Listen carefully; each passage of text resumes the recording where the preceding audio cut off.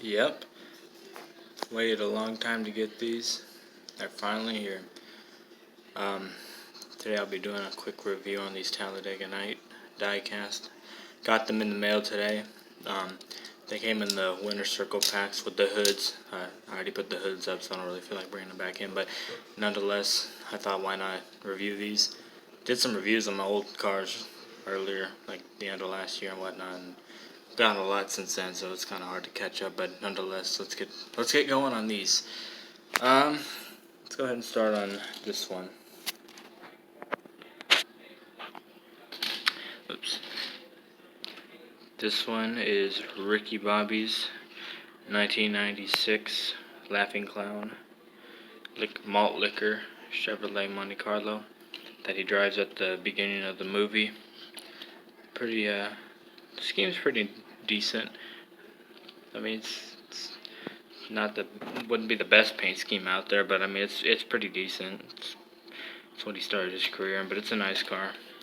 1996. Of course, the movie starts out in the late 90s, moves into 2005. But yeah, this was a pretty cool one. Definitely not my favorite compared to the other ones, but it's still nice.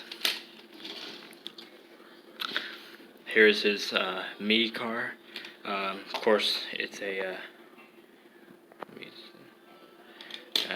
a Chevy, but in the movie it was a Ford. So don't know why they couldn't just make a mold for the Ford. But nonetheless, it's his Me car with the Cougar on it. I Want to Go Fast. He drives at the end of the movie after he lost his ride. This one's a very popular one. Here is his regular generic car we know him best for, his Wonder Bread car. This one's just one of my personal favorites. The flames on it. This is a 2005 Wonder Bread car.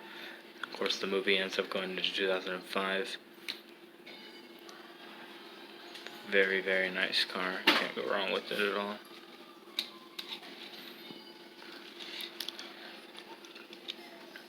Here's a Cal Naughton Jr.'s Old Spice 2005 Monte Carlo. One of the original Old Spice cars, even though it wasn't the second place finisher. But they're all nice. This one's a nice one. Last but not least, here is Joan Girard's Perrier Monte Carlo. This one's actually one of my favorites because it's green and yellow. Can't go wrong with it. But Perrier is the only sponsor on it. That was the only sponsor he had. Of course, he's the French driver that came from Formula One, but it's pretty nice. I also have the Chevy Chevelle coming in. To go with these, I bought the one with the Cougar because if you're gonna have the Talladega Night cars, you gotta have that one. But they're pretty nice, Talladega Nights always been my favorite racing movie, so these were always must-gets, and they've been just so hard to find. I was finally able to have the opportunity to get them, so I'm extremely happy. They're brand new. We're still in the packagings. Well, not anymore, but I have a shelf made for them and everything. I put the hoods up. They came with the hood magnets, and gonna finally have a little corner. Definitely one car I would have added to this is, of course, I have the Chevy Chevelle I'm gonna add to it, and also the Cougar. But for any NASCAR fans, remember back at Talladega in 2009 when Carl Edwards flipped into the catch fence after Keselowski spun him. His car stopped shy of the finish line, just like how Girard and Ricky Bobby's did in the movie, and they ended up running to the finish line. And then Carl Edwards did the same thing. That was a memorable one. If they would have made that car in a 164, I definitely would have added it.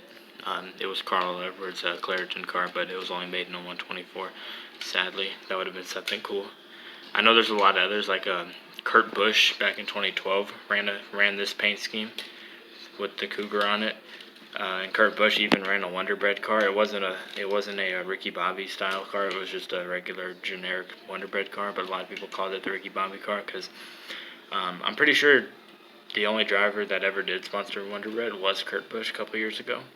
Old Spice has bounced around. They were mainly Tony Stewart's sponsor.